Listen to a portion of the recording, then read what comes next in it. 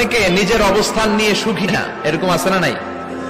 আল্লাহ আমার এটা দিল না রে, ওইটা দিল না রে, পাইলাম না রে, কিচ্ছু হয় না, কি করব জীবনে, হতাশ।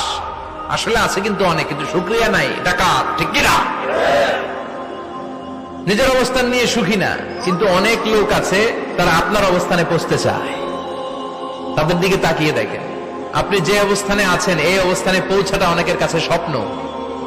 তারা প্রতিনিয়ত সংগ্রাম আর স্ট্রাগল করে যাচ্ছে আপনার অবস্থানে পৌঁছতে, আর আপনি এটা নিয়ে সন্তুষ্ট না। শেখ সাদির নাম শুনেছেন? বালাগাল উলা কাশাফাত দুজা, এই কবিতাটার রচয়িতা ইরানের বিখ্যাত এক কবি। উনি একবার আর্থিক সমস্যার মধ্যে দিয়ে সময় কাটাচ্ছেন, টাকা নাই, পয়সা নাই, পায়ে দেওয়ার মতো জুতা নাই। উনি খুব দুঃখ পেলেন, হায় রে, আমি ইরানের এত বড় কবি, আমার পায়ে দেওয়ার মতো জুতা নাই। দুঃখ ভরা মন নিয়ে রাস্তায় হাঁটতে বেরোলেন। হাঁটতে হাঁটতে হঠাৎ দেখলেন একটা লোক শুয়ে শুয়ে কাঁদছে, ওই লোকটার দুইটা পাই নাই, পাই নাই। উনি সেজদায় পড়ে গেলেন, আল্লাহর কাছে ক্ষমা চাইলেন, আল্লাহ অনেক দিয়েছ, শুকর আলহামদুলিল্লাহ। এজন্য যেই পরিস্থিতিতেই থাকি না কেন আমরা কি পড়বো? জোরে বলেন, কি পড়বো? এজন্য কানাতু মিনাল ইসলাম, অল্পে তুষ্ট থাকার নাম হলো ইসলাম।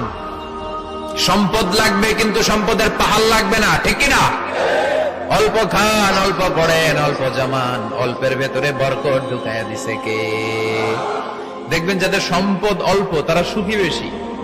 জরিপে এটা দেখা গিয়েছে, অনেক সার্ভেতে এটা এসেছে, যারা সম্পদশালী এরা দুঃখী বেশি, এদের দুঃখ বেশি, টেনশন বেশি। খুব স্বাভাবিক, টাকা যার বেশি রোগ তার বেশি, টাকা যার বেশি টেনশন তার বেশি, টাকা যার বেশি ঘরে শান্তি তার কম। আছে না নাই? ঘরের ভেতরে অশান্তি, ছেলে কথা শোনে না, ছেলে টানে গাঞ্জা, মেয়ে করে পরকিয়া।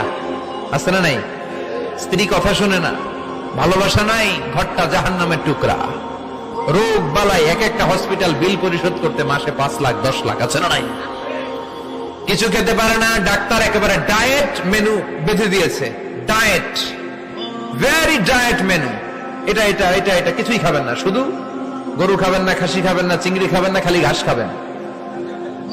ইচ্ছে মতো ঘাস খাবেন, মানে ঘাস জাতীয় যত আইটেম আছে সব খাবেন। শাক খাবেন, সবজি খাবেন, সালাদ খাবেন। গরু, চিংড়ি, মুরগি, গোশত, ইলিশ কিছু খেতে পারে না।